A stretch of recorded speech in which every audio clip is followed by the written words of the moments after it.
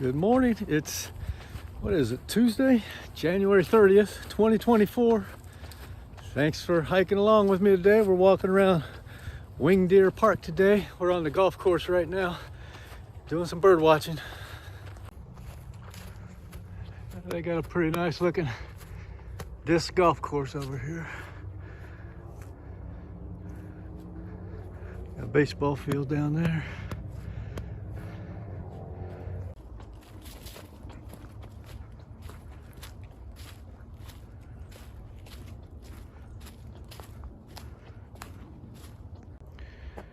Here's a paved trail map we're on right now. We're right there at this fork in the road here.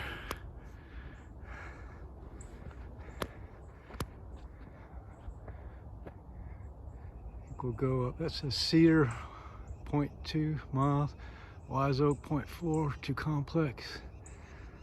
Well, it makes one big loop. I'm gonna go up this way. I hear some birds.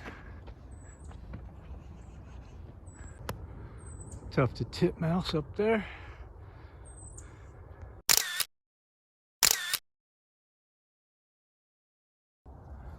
That was a yellow rump warbler or a golden crown kinglet or something like that.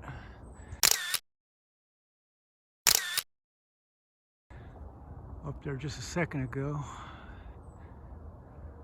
It's a nice cool day out here today, 44 degrees. The sun is out, not too many clouds. Nice day. So now we made it up to here. I'm gonna just do a whole loop here. I'll probably go over here, check out parking areas and stuff like that, and come back down this way.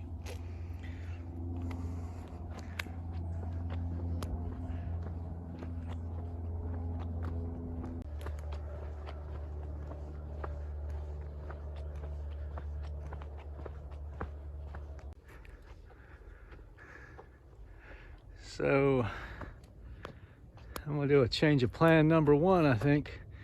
Bluebell. I don't know, is this called the Bluebell Trail? It says no bikes. Got a little picture of hikers there, so I think I want to head down this Bluebell Trail. Check this out.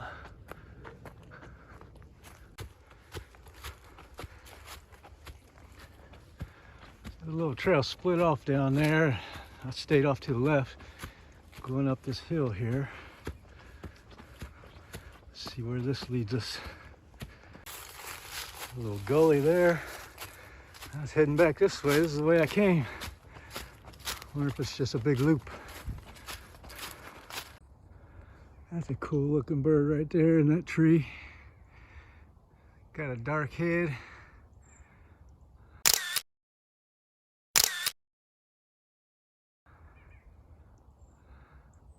I wonder if that's a towhee or a junco. I ain't sure. I can't tell from here. He moved over to that log right there. All right, there he goes up the log.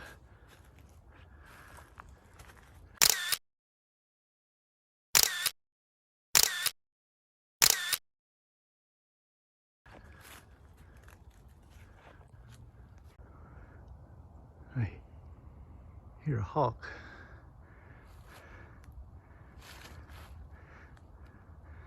I'm gonna walk up this little hill here. I see a fence up there. See what kind of view we get from up there. There's a couple little yellow birds up here hopping around.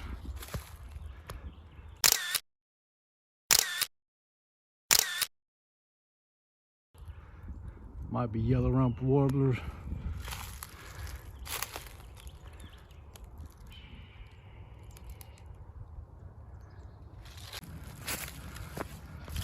So there was a fence here, but it's not there now. And there's a road up here, house up there. So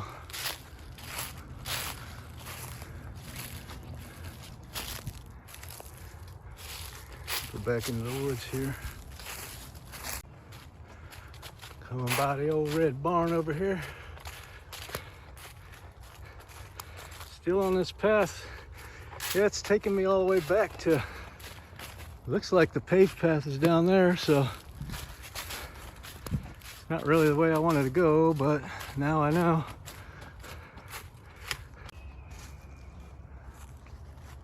There's where all that hawk screaming's coming from. There's two of them flying up there.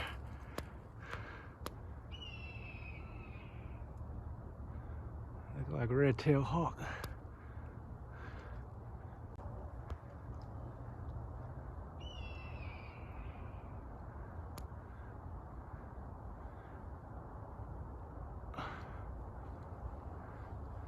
There's two of them up there flying around.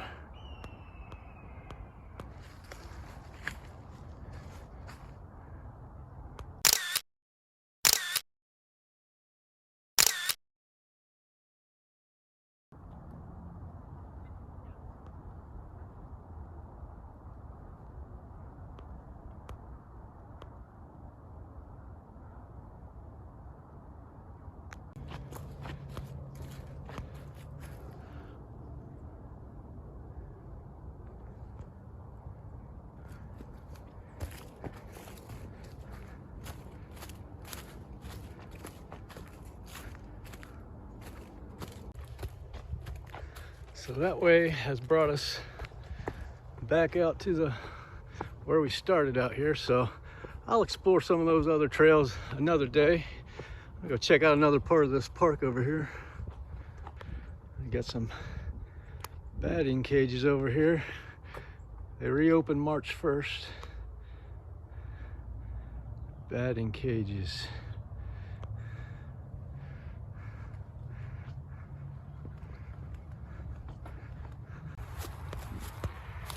Here we have the James H. Quillen Historic Tree Arboretum.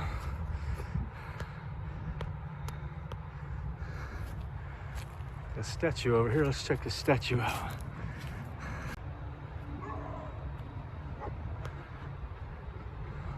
This is erected to the memory of Henry Massengill and his pioneer family.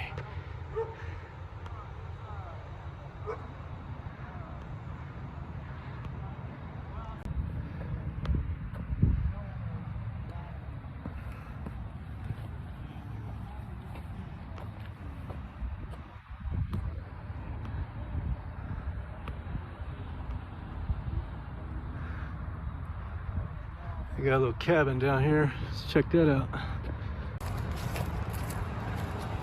Doing some work over here.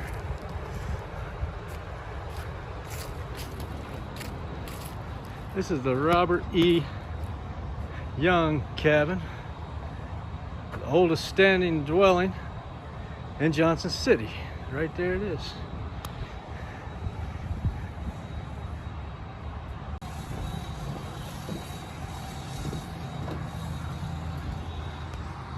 Wagon wheel there.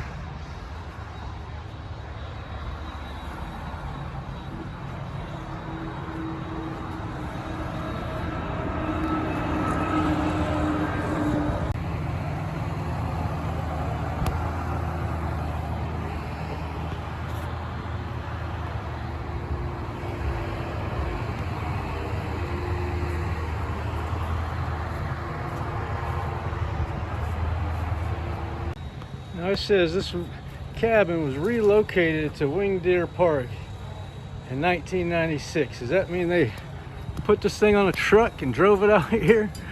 Dang. So there's a little path going around this way, paved path, so let's check it out. Over there's a part of a river there coming down this way from Watauga. So this just goes down to the road here.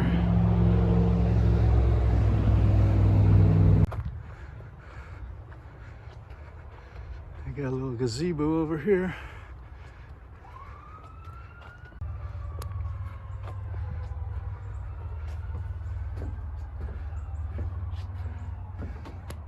Restrooms.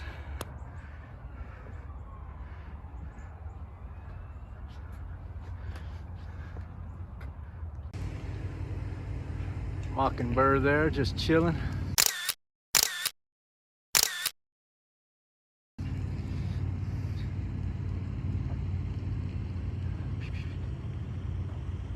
Down here they got a boat ramp down here. A little dock down there. Go down there and take a look. Well, where's the water? That's the question right there, because this dock ain't even nowhere near the water. Nice houses over there. They gotta have elevators for their boats. So yeah, that boat dock ain't doing nobody no good.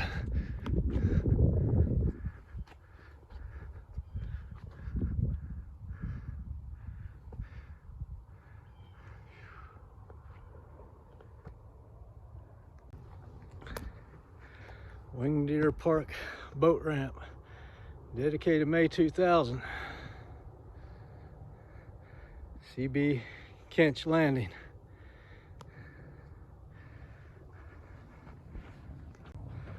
Down this way is Meredith Pavilion.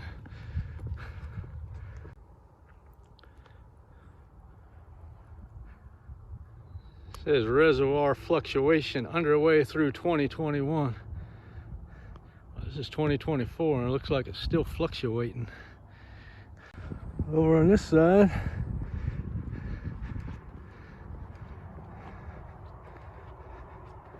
you got a boardwalk over there.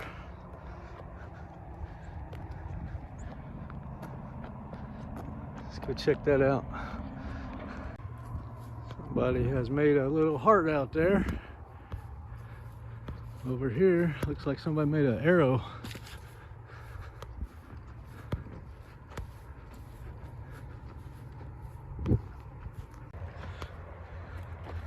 The boardwalk at Winged Deer Park, dedicated 1995.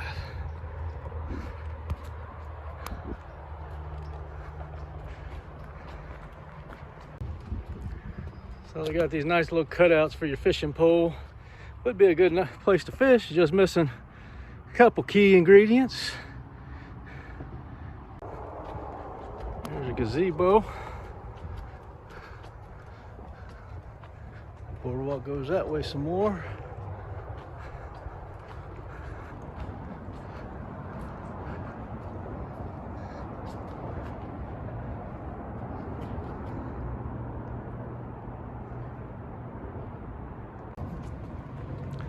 Down this way, see where it goes. This is the 11E bridge we're going under, and it keeps going around here. There's a pretty cool looking structure.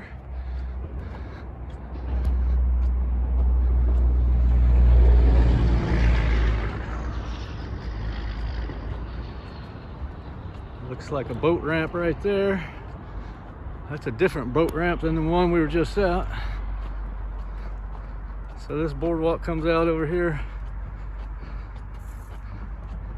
at this boat ramp.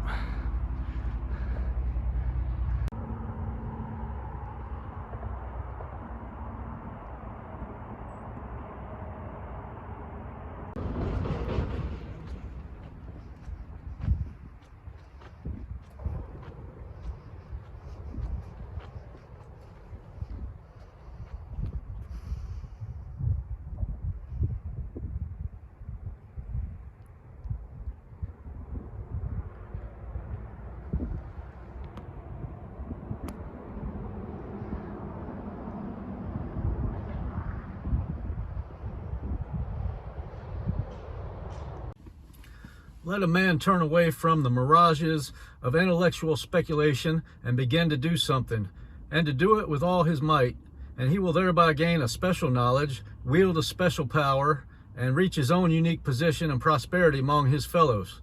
Comprehensiveness is that quality of mind which enables a man to deal with a large number of related details, to grasp them in their entirety, along with the single principle which governs them and binds them together.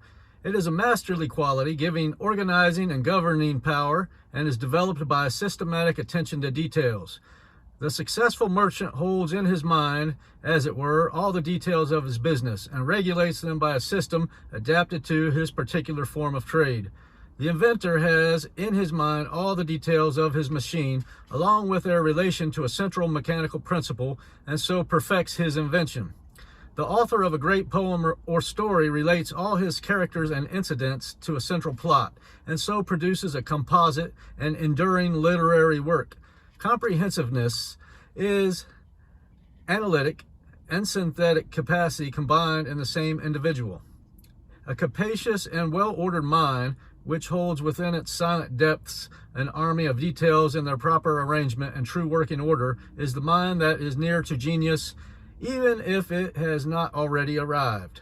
Every man cannot be a genius, nor does he need to be, but he can gradually be evolving his mental capacity by careful attention to system in his thoughts and business, and as his intellect depends and broadens, his powers will be intensified and his prosperity accentuated.